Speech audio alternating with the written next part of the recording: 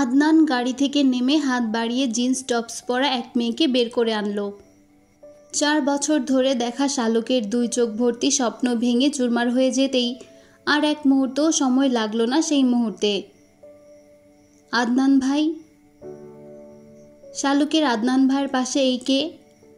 এরকম হবার তো কথা ছিল না। অথচ আদনান ভাই আসবে বলে শালুক আজ লাল শাড়ি পরেছে।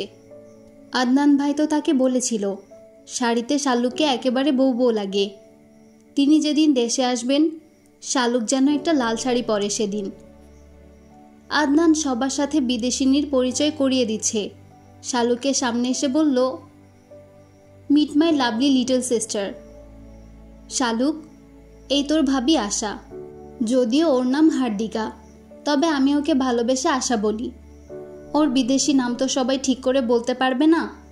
হার্দিকা নামের অর্থ জানিস? অর্থ হচ্ছে প্রেমে ভরা একটি হৃদয়। আর তুই তো আরও আগে ওর নাম ভুল উচ্চারণ করবি।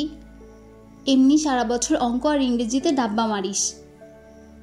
একদমে কথাগুলো বলল আদনান। আদনানের কথা শুনে সবাই হেসে উঠল। লজ্জায় অপমানে শালুকের 2 কান লাল হয়ে গেল। শালুক তাকিয়ে দেখে তার নিজের মা ভাই বোনও হাসছে সবার সাথে তাল মিলিয়ে।